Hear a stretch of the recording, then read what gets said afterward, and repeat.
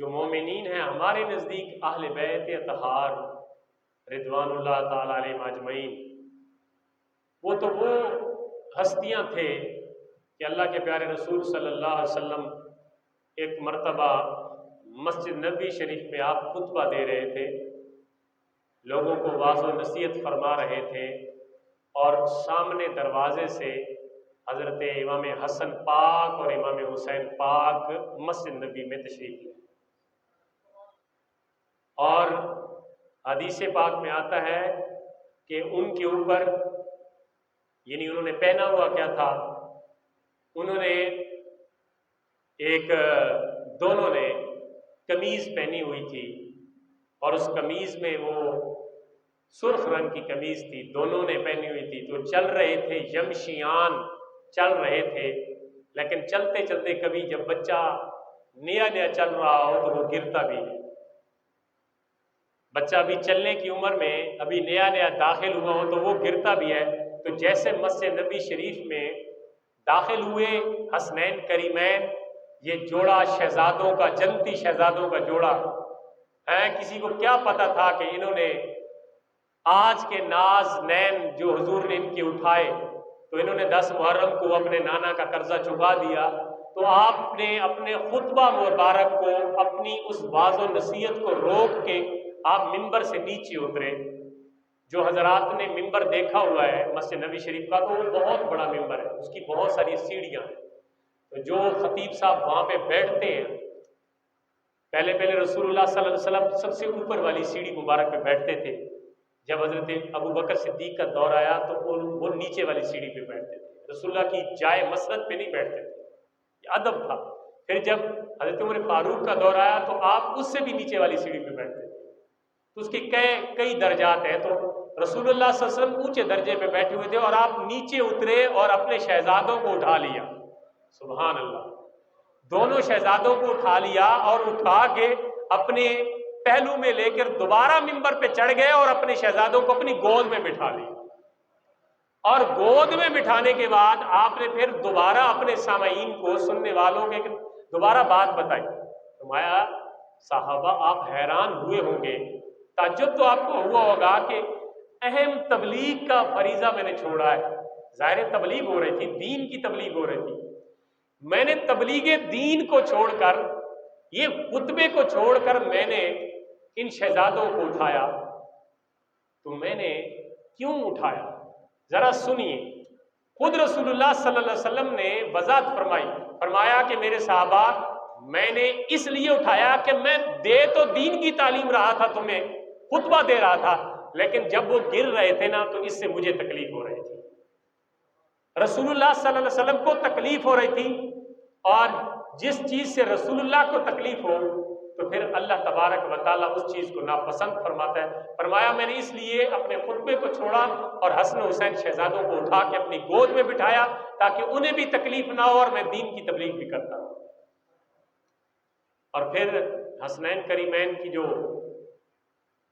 ہستیاں ہیں اور ان کا جو بے مثال گھرانہ ہے، اور کیا بات ہے، کائنات میں بچے پیدا ہوتے ہیں نا تو ان کے جو رشتہ دار ہوتے ہیں، ریلیٹیوز ہوتے ہیں، والدین سے لے کر بہن بھائی، رشتہ دار، چاچو ماموں، جتنے بھی ان کے رشتہ دار ہوتے ہیں، تو ہر ایک کی خواہش ہوتی ہے کہ اس کا جو نام ہے نا بچے کا یا بچی کا، وہ میرے کہنے پہ رکھا جائے، میں اس کا نام رکھوں گا۔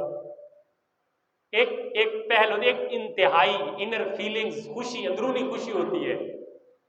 تو رسول اللہ صلی اللہ علیہ وسلم کے جب یہ شہزادے نواسے پیدا ہوئے تو انوکھا ہی نظام تھا، جبریل امین اترے اور آقا علیہ الصلوۃ والسلام کو فرمایا کہ اے پیارے محبوب، اللہ تعالیٰ نے آپ کے اس بڑے نواسے یعنی امام حسن جب پیدا ہوئے، فرمایا کہ اللہ نے تمہارے اس نواسے کے لیے، تمہارے اس شہزادے کے لیے اللہ نے جنت سے نام بھیجا ہے اور نام ہے حسن پاک، سبحان اللہ، یہ اللہ کے انتخاب سے نام رکھا گیا ہے۔ آپ دیکھیں دنیا میں نام رکھے جاتے ہیں، والدین رکھتے ہیں، بہن بھائی رکھتے ہیں، لیکن حسن پاک کا نام جب رسول خدا صلی اللہ علیہ وسلم کی شہزادی کے گھر بڑا بیٹا ہوا تو حضرت حسن پاک کا نام رسول اللہ نے، حضرت علی المرتضیٰ نے حضرت بی بی فاطمہ نے یا آپ کے کسی رشتہ داروں نے، چاچوں نے نہیں رکھا، بلکہ جبرائیل امین سپیشل وحی لے کے نازل ہوئے اور اللہ تعالیٰ کا پیغام رسول اللہ کو دیا کہ یا نبی اللہ، اللہ تعالیٰ نے آپ کے اس شہزادے اور نواسے کے لیے جنت سے نام بھیجا اور وہ نام ہے حسن۔ وہ نام کیا ہے؟ حسن۔ پھر وہی نام رکھا گیا۔ حسن کا معنی حسن سے ہے، حسن خوبصورتی، اچھائی، پیار، تو اس کے کئی معنی ہیں۔ تو اللہ تعالیٰ نے نام، پھر رسول اللہ صلی اللہ علیہ وسلم نے خود اپنے نواسے کو گھوٹی ڈالی۔ کیا خوش بخت انسان ہے وہ جس کو رسول خدا خاتم الانبیاء صلی اللہ علیہ وسلم اپنے لعاب دہن سے گھوٹی ڈالے۔ نام اللہ تعالیٰ کی طرف سے رکھا گیا اور گھوٹی پیارے رسول کریم صلی اللہ علیہ وسلم کی طرف سے آئی۔ کیا بات ہے شانوں کی۔ اچھا، یہ بات ہم کرتے ہیں، آپ کے جذبات کو، آپ کے ایمان کو تازہ کرتے ہیں۔ ایک بات ذہن نشین کی، بنیادی بات، ہم رسول اللہ صلی اللہ علیہ وسلم کی جتنی نسبتیں ہیں، چاہے حضور کی نسبت اصحاب ہے یا حضور کی نسبت اولاد ہے یا حضور کی نسبت ازواج ہے، ظاہر ہے جتنی بھی نسبتیں حضور کے ساتھ لگی، ہم سب کی عزت کرتے ہیں رسول اللہ کی وجہ سے، ہم سب کا ادب کرتے ہیں، سب کے گن گاتے ہیں کیونکہ ان کی نسبت ہے۔ اور پھر جو خون رسول ہو، جس میں یہ رسول اللہ صلی اللہ علیہ وسلم کا خود خون ہو۔ پیارا آقا علیہ الصلوۃ والسلام نے حضرت امام حسین اور امام حسن پاک کے متعلق فرمایا کہ حسین منی و انا من حسین، احب اللہ من احب حسینا، فرمایا حسین مجھ سے ہے اور میں حسین سے ہوں، حسین مجھ سے ہے اور میں حسین سے ہوں، اور اللہ اسے پسند کرتا ہے جو حسین سے محبت کرتا ہے۔ اچھا، یہاں ایک بات سوچنے کے قابل ہے، اللہ فرماتا ہے حسین مجھ سے، اللہ کے نبی نے فرمایا حسین مجھ سے ہے۔ بالکل یہ تو بات ہے کہ باپ کی اولاد سے بیٹا ہوتا ہے، باپ کے خون سے باپ کا جزو ہوتا ہے بیٹا۔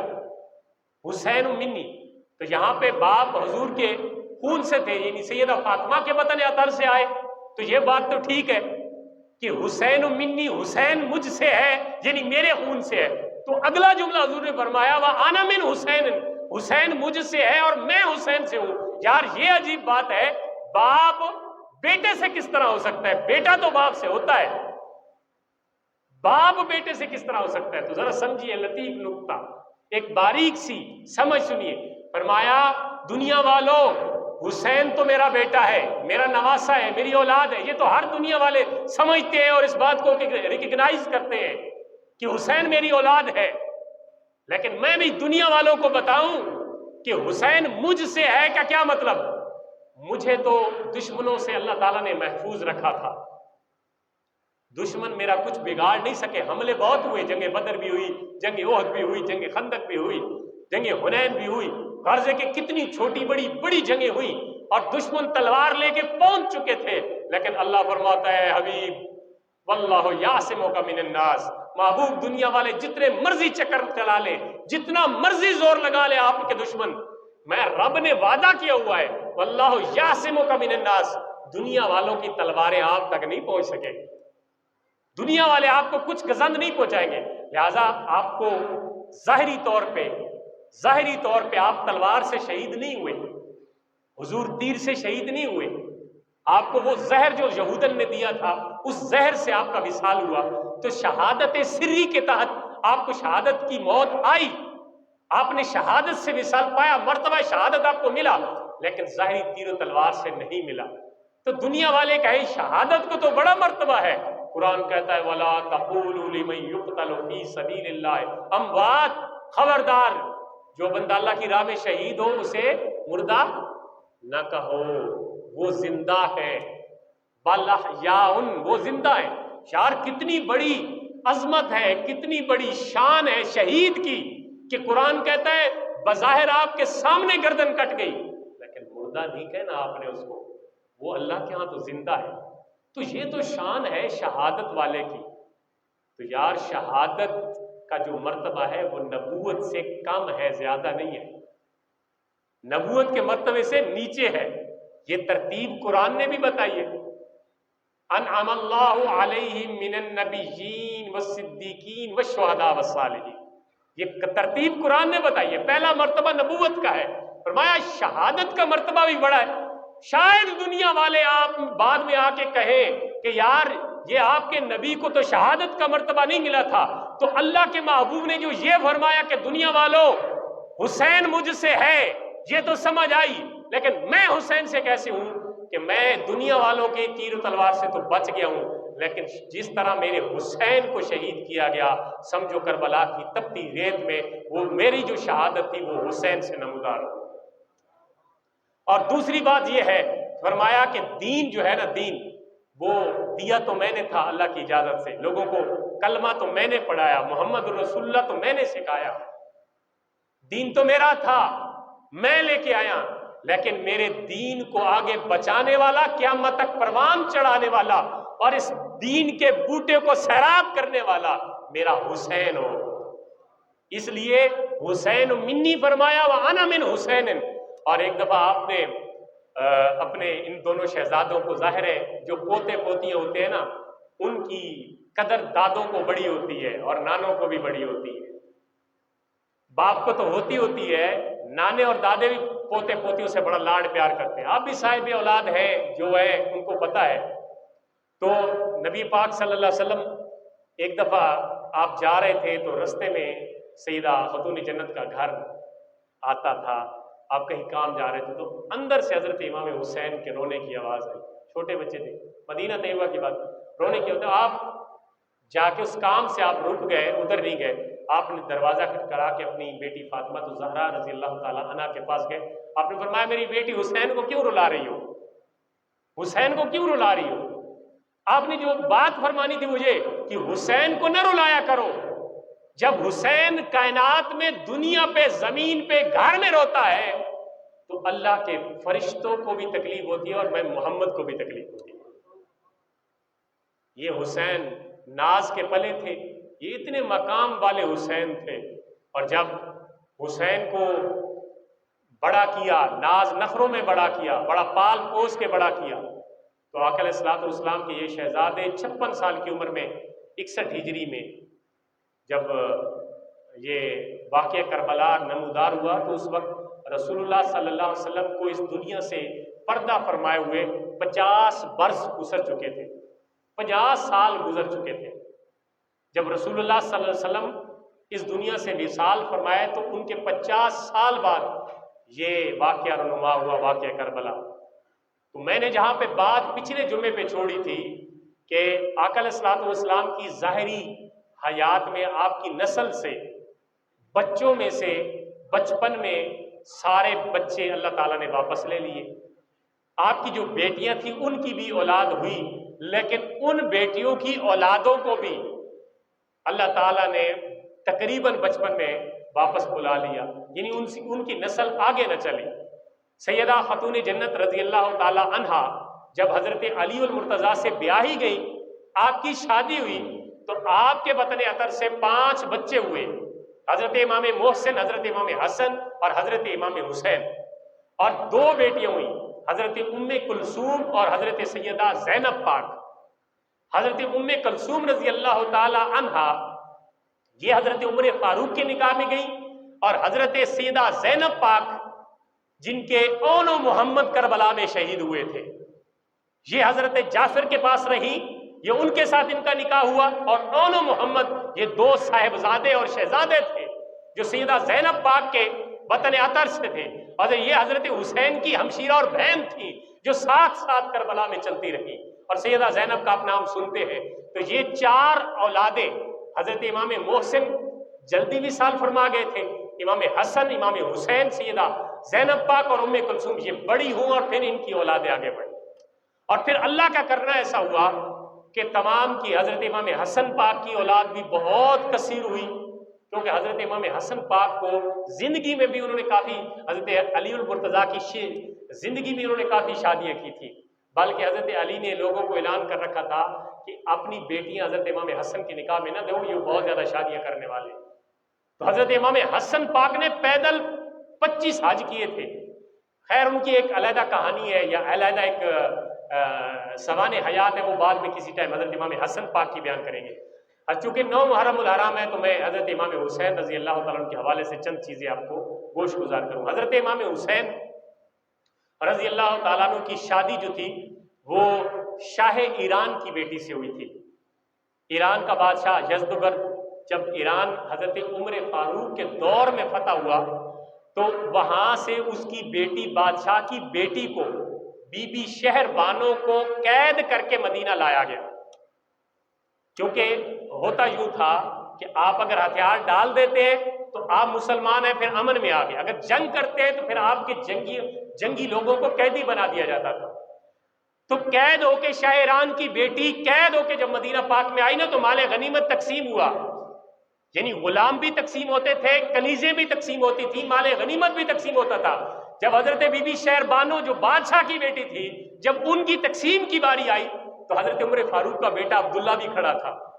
حضرت عبداللہ بن عمر بہت بڑے فقیہ محدث اور عالم تھے. بعد میں حضرت امام حسین کو انہوں نے روکا بھی تھا کہ آپ کربلا میں نہ جائیں کیونکہ وہ لوگ بے وفا ہیں. حضرت عبداللہ بھی کھڑے تھے، ادھر حضرت عبداللہ کھڑے تھے. آپ نے فرمایا کہ یہ تو شہزادی ہے، ناز نخروں میں پلی ہے، ایران کے بادشاہ کی بیٹی ہے، تو اس کے لیے اس کا جو شوہر ہو یا جس کے نکاح میں یہ جائے تو وہ بھی کوئی عام ہستی نہیں ہونی چاہیے. اب عام اپنی اولاد سے یار کون زیادہ پیارا ہوتا ہے بندے کو؟ اپنی اولاد ہی سب سے پیاری لگتی ہے نا. تو بندہ کہتا ہے جو دنیا کی دولت ہو اپنی اولاد کے پاس ہی ہو، علم ہو، فضیلت ہو، مرتبہ ہو، مقام ہو، دولت ہو، ہر چیز اپنی اولاد کے پاس. لیکن حضرت عبداللہ دیکھتے رہ گئے، منہ سے زبان نکالی نہیں کہیں ابا جان ناراض نہ ہو جائے. آپ نے فرمایا کدھر ہے حسین پاک؟ سبحان اللہ. حضرت امام حسین کو بلایا گیا، آپ ادھر موجود نہیں تھے، گھر سے بلایا گیا. آپ نے فرمایا اے حسین پاک تو میرے نبی کا نواسا ہے، علی کا لخت جگر، فاطمہ زہرا کے جگر کا ٹکڑا ہے. آج جب یہ بچی آئی نا ناز نخروں میں شہزادی پلی ہوئی تھی تو میں نے پوری دنیا میں نظر دوڑائی، میرا 22 لاکھ مربع میل پہ میری حکومت ہے لیکن مجھے کوئی اس کے قابل شخص جڑا نظر نہیں آیا. مجھے ایک ہی مرد نظر آیا اور اس کا نام حضرت حسین پاک ہے. لہذا حضرت بی بی شہر بانو کا نکاح حضرت امام حسین کے ساتھ ہوا اور پھر اسی نسل سے یعنی اسی حضرت بی بی شہر بانو اور حضرت امام حسین کی نسل سے حضرت امام زین العابدین پیدا ہوئے. اور حضرت امام زین العابدین کی نسل اس وقت کائنات میں جتنے پیور اور اصلی سید ہیں وہ حضرت امام زین العابدین بی بی شہر بانو کی اولاد سے. تو یہ ایک مختصر سا میں نے آپ کو ایک نسب پیش کیا. اب رہی بات کہ حضرت امام حسین رضی اللہ تعالیٰ عنہ کربلا گئے کیوں؟ حضرت امام حسن نے حضرت علی المرتضیٰ کی شہادت کے بعد حضرت صدیق اکبر نے 2.5 سال خلافت فرمائی، حضرت ابو بکر صدیق کے بعد حضرت عمر فاروق نے تقریباً 10 سال خلافت فرمائی، حضرت عمر فاروق کے بعد حضرت عثمان غنی نے تقریباً 12 سال خلافت فرمائی. حضرت عثمان غنی کی شہادت کے بعد ایک حصہ بنو امیہ کے پاس تھا، شام کا علاقہ، اور یہ حجاز جو تھا یہ پھر حضرت علی المرتضیٰ کی بیعت پہ ہو. حضرت علی نے حضرت امیر معاویہ کو کہا کہ پہلے خلیفوں کے لوگوں نے ایک ہی خلیفہ پہ بیعت کی تو لہذا تیرا بھی فرض بنتا ہے کہ میرے ہاتھ پہ بیعت کر. حضرت امیر معاویہ نے انکار کیا تو اس سلسلے میں پھر 2 جنگیں ہوئی، جنگ جمل بھی ہوئی، جنگ صفین بھی ہوئی. حضرت علی کے ساتھ مسلمانوں کی آپس میں جنگیں ہوئی لیکن ظاہر ہے علی حق پہ تھے. یہ ہمارا مشترکہ متفقہ موقف ہے کہ مسلمانوں کی جنگیں ہوئی لیکن ان جنگوں میں جس طرف علی تھے حق اس طرف تھا، کیونکہ حضور نے فرمایا کہ حق علی کے ساتھ ہے، علی جدھر ہے حق ادھر ہے، سچائی علی کے ساتھ تھی. تو علی کو جب یہ دیکھا انہوں نے کہ مکہ مدینہ میں خون ریزی ہوتی ہے تو آپ نے مدینہ میں اپنا دارالخلافہ ہٹا کے کوفہ کو اپنا دارالخلافہ بنایا تاکہ مدینۃ الرسول میں زیادہ جو ہے وہ خون ریزی اور حضور کی عزت اور حرمت کی وجہ سے آپ اس طرف نہیں جانا چاہتے تھے. آپ دارالخلافہ آپ نے کوفہ کو بنایا. وہیں پہ تقریباً 4.5 سال خلافت کرنے کے بعد آپ کو نماز کے دوران شہید کیا گیا. حضرت علی المرتضیٰ کے بعد لوگوں نے حضرت امام حسن کے ہاتھ پہ بیعت کی، بھائی تم ہی ہمارے خلیفہ ہو. حضرت امام حسن نے بیعت قبول کی. جب آپ نے حالات دیکھے کہ ادھر سے امیر معاویہ نے شام سے چڑھائی کر دی حضرت علی کی شہادت کے بعد کہ انہوں نے کہا جی اب صرف میں ہی حقدار ہوں جو خلیفہ بننے کے قابل ہوں، باقی دنیا میں اور کوئی۔ چھوٹی موٹی جھڑپیں ہوئی، لیکن حضرت امام حسن نے دیکھا کہ اب تو میرے فوجی ہی میرے خلاف ہونے لگ پڑے، خرید لے گئے تھے، بغاوت ہو گئی تھی نا، اندر سے لوگ پیسے پہ بک جاتے ہیں۔ حضرت امام حسن کے جو کمانڈر ان چیف تھے نا، ان کو امیر معاویہ کی فوج نے خرید لیا تھا۔ جب آپ نے جنگ کا حکم دیا نا حضرت امام حسن نے، بھائی دیکھو ہمارا حق ہے خلافت، تو جو فوج کا جنرل تھا اس نے انکار کر دیا، دیکھا ہم تو مسلمانوں کے خلاف نہیں، اب باقی بچا ہی کچھ نہیں، تو آپ نے صلح فرما لی تھی۔ آپ نے فرمایا یہ جانو دنیا، یہ جانو خلافت، تم جانو اور تمہارا کام۔ آپ پیچھے ہٹ گئے تھے، دستبردار ہو گئے تھے۔ تو حضرت امام حسن نے صرف 6 مہینے خلافت فرمائی۔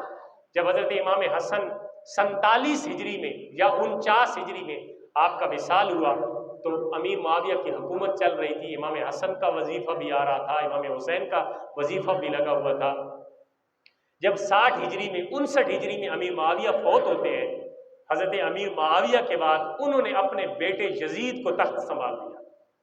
جیسے ہی یزید تخت پہ آیا تو اس نے کہا میرے لیے کائنات میں سب سے بڑا خطرہ رسول اللہ کا خون ہے، میں کسی سے نہیں ڈرتا، میں صرف رسول اللہ کے خون سے ڈرتا ہوں۔ سب سے پہلے اپنی فوج کو حکم دیا کہ بندوبست کرنا ہے تو حضرت علی کے گھرانے کا کرنا ہے، ان سے بیعت لو، اگر وہ بیعت میری کر دیتے ہیں تو پھر کائنات ساری میرے زیر فرمان ہوگی، پھر میں جو مرضی کروں گا۔ اب بات کو آپ نے سمجھنا، ایک طرف تھا یزید، ایک شخص تھا، اور ایک تھی اس کی یزیدیت، اور دوسری طرف تھا حسین اور اس کی ایک شخصیت تھی حسینیت۔ ہم نے اس چیز کو سمجھنا ہے، کسے کہانی آپ سنتے رہتے ہیں، یعنی یزیدیت کیا تھی اور حسینیت، اور یزیدیت اور حسینیت میں فرق کیا ہے۔ حضرت امام حسین نے یزید کا مقابلہ کیا، تنے تنہا 72 تن لے کر ہزاروں کی فوجوں کا مقابلہ کیا۔ کیوں کیا؟ اصل میں وجہ کیا ہے، وہ چیز سوچنی ہم نے اور وہ چیز سمجھنی بھی ہے۔ اس دور میں یزید جب تخت نشین ہوا تو مسلمانوں کے خلیفے ایسے نہیں ہوتے تھے جیسے اب ہے، یا وہ یزید بن گیا تھا۔ مسلمانوں کے خلیفے 5 وقت کی جماعت کرواتے تھے، مسلمانوں کے خلیفے جو ہے وہ نمازیں پڑھاتے تھے، عید کے خطبے دیتے تھے، جمعے کے خطبے دیتے تھے۔ تو جو یزید تھا اس کا کام کیا تھا، وہ شراب نوشیاں کرتا تھا، سر عام جوا بازی، زنا خوری، یعنی جتنی اسلام میں منع کام ہے، جتنے ممنوع کام ہیں، جتنے اسلام میں حرام کام ہے، یزید کے وہ سارے مشغلے تھے۔ کتے نچوانا، کتے کے آپس میں لڑانا، جوئے کھیلنا، نچوانے والے بلا کے سامنے جناب رقص کروانا، یہ اس کا کام تھا۔ اب جیسے ہی شہادت حضرت امام حسین کے پاس پہنچتی رہتی تھی کہ یزید اس طرح ہے، لیکن ابھی تخت پہ نہیں آیا تھا۔ جیسے ہی تخت پہ آیا تو حضرت امام حسین نے فرمایا میں یزید کی بیعت نہیں کرتا۔ وجہ کیا ہے؟ وہ ہاتھ کس طرح پلید کے ہاتھ میں جا سکتا ہے جس ہاتھ کو رسول اللہ کے ہاتھ لگے ہوں؟ وہ گردن کس طرح یزید کے سامنے اور باطل کے سامنے جھک سکتی ہے جس گردن کو رسول اللہ نے بوسے دیے ہوں؟ حضرت امام حسین کو اکثر حضور پکڑ کر نہ سونکھتے تھے، آپ کی خوشبو لیتے تھے، صحابہ پوچھتے یا رسول اللہ یہ تو انسان ہے تو آپ سونکھتے کیوں ہیں؟ فرمایا مجھے اپنے اس بیٹے سے جنت کے پھول کی بو آتی ہے۔ اور فرمایا حسن و حسین جنت کے جو ہے نا وہ پھول ہیں دنیا میں میرے پاس۔ اور صرف اتنا درجہ نہیں دیا، الحسن والحسین سیدا شباب اہل الجنہ، اتنا فرما دیا حسن بھی اور حسین بھی کائنات میں انہوں نے تکلیفیں برداشت کی، چھوٹے سے بڑے، معصوم سے جوان تک سارے قربان کیے، اور اپنی بیویوں کو سخت مشکل میں سفر کروائے۔ تو اس لیے فرمایا الحسن والحسین سیدا شباب اہل الجنہ، حسن حسین ایسے ہی تکلیفیں انہوں نے دنیا میں برداشت کی، قیامت کے دن جتنے جوان ہوں گے ساروں کے سردار حسن حسین ہوں گے، سردار ہوں گے نا، جوان تو سبھی ہوں گے، سبھی اپنی عمر میں ہوں گے، اور عمر میں اچھا مرتبہ اگر ریاضت پہ ملتا، مرتبہ اگر مطلب محنت میں ملتا تو بلم بہورا کو ملتا جس نے 1000 سال عبادت کی، ریاضت کی، یا کسی اور کو مل جاتا جن کی عمر 1000 سال ہے وہ خدمت کرتے رہے۔ اس کا مطلب ہے مرتبہ ملتا ہے نسبت رسول سے، مرتبہ ملتا ہے رسول اللہ سے تعلق پہ۔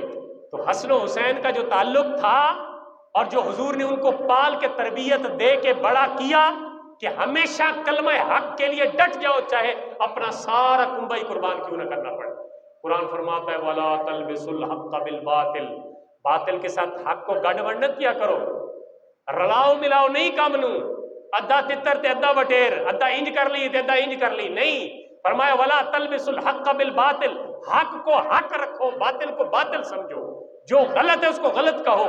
ہم کہتے ہیں خیر جی وہ اپنا طریقہ کار، نہیں، باطل کو باطل کہو، یہ نہیں کہ اگلے کی دل آزاری، جو غلط ہے اسے غلط کہو کہ یہ غلط ہے، سمجھانے کا طریقہ الگ ہوتا ہے۔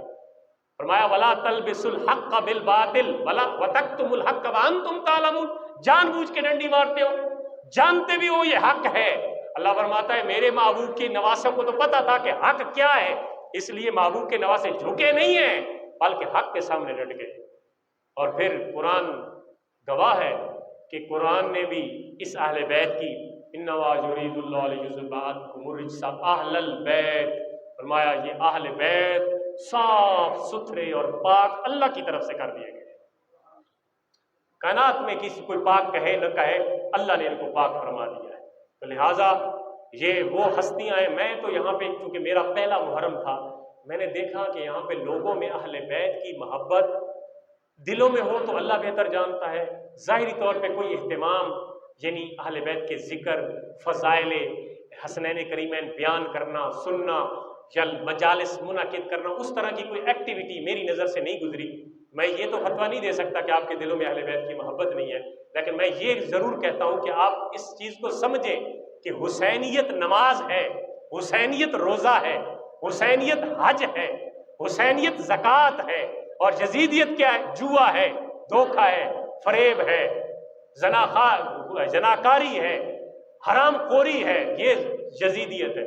اگر یزید کو لان تان کرے اور کام یزیدی کرے تو پھر مزہ نہیں ہے، مزہ یہ ہے کہ یزید پہ لعنت بھی کرے، اس کے کام پہ بھی لعنت کرے، حسین کو زندہ باد کہے، حسینیت بھی زندہ باد کرے۔ اصل مزہ تب ہے، حسینیت اپنائیں گے تو حسین کے مشن پہ چلیں گے نا۔ حسین حسین صرف ہائے حسین کرنے سے یا واہ حسین کرنے سے حسینیت کا مشن تو زندہ نہیں ہوتا نا۔ حسینیت کا مشن تب زندہ ہوتا ہے جب حسین نے جو کر کے دکھایا، تیروں کی برسات میں چھوڑی نہ سید نے نماز، تیروں کی برسات میں نماز تو انہوں نے آخری وقت میں بھی نہیں چھوڑی۔ ان سے بڑا کوئی نہ پیر ہے، نہ ان سے بڑا کوئی مسلمان ہے، نہ ان سے بڑا کوئی مسلمان ہے، نہ پیر ہے۔ اگر انہیں نماز کی ضرورت پیش آئی آخر وقت تک بھی اور اللہ کی بارگاہ میں یاد کرنے کی انہیں ضرورت پیش آئی، تو آپ اور میں کس طرف جا رہے ہیں؟ ہم تو ان پیروں کے مطلب پیر پرست لوگ ہیں جو پیر کہتے ہیں یار کھانا پینا تو اسی اتھو ہے تواڈے گھروں لیکن مدینے نماز پڑھنی، وہ والے پیر ہمیں نہیں چاہیے۔ ہمیں وہ چاہیے جو حسین کے نقش قدم پہ چلنے والے، کسی مطلب اس خوبصورت نقشے کو کسی شاعر نے بہت خوبصورت انداز میں اس کا نقشہ کہتا ہے، فرمایا توحید خزانہ مخفی ہے ایندا محرم راز حسین، انہیں کہنی فرض ادا کیتا جی میں کیتا فرض حسین، کیتی قیم شریعت نانے دی رکھی وکھری طرز حسین، کھڑا ظالم بھی تسلیم کریندا ہابوں بے غرض حسین، کھڑا ظالم بھی تسلیم کریندا ہابوں بے غرض حسین، اور روز مساک دے وعدیاں دی کیتی پوری رسام حسین،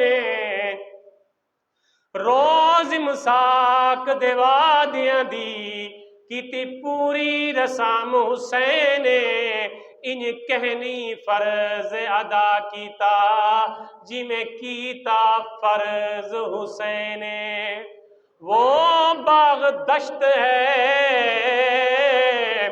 جس میں علی کے پھول نہیں، جس مذہب میں یزید ہو وہ مذہب مجھے قبول نہیں۔ آج یزید کی وکالت بھی لوگ کرتے ہیں، کہتے ہیں وہ مسلمان ہے جی اس کا تو کوئی قصور نہیں ہے۔ آپ سوشل میڈیا حضرات جو یوز کرتے ہیں نا، یزید کی وکالت بھی ہونے لگ پڑی ہے۔ اللہ معاف کرے، اس دور سے ہمیں بچائے کہ لوگ یزید کو امیر المومنین کہیں، لوگ یزید کی زندہ باد کے نعرے لگائیں۔ یہ دور آ رہا ہے، لوگ ابھی سے شروع ہو گئے ہیں، گراؤنڈ بن رہا ہے، یعنی یزید زندہ باد، یزیدیت زندہ باد، اور پھر یزید جی اس نے تو کچھ بھی نہیں کیا، وہ تو امام حسین کا قاتل نہیں تھا، ابن زیاد نے کروایا، ابن سعد نے کروایا، تو لوگ ہم کہتے ہیں وہ باغ دشت ہے جس میں علی کے پھول نہیں، جس مذہب میں یزید ہو وہ مذہب مجھے قبول نہیں، کیونکہ خدا بھی کرے گا نہیں یزید کی بخشش، کیونکہ وہ بے نیاز تو ہے مگر بے اصول نہیں۔ قتل حسین اصل میں مرگ یزید ہے، اسلام زندہ ہوتا ہے ہر کربلا کے بعد۔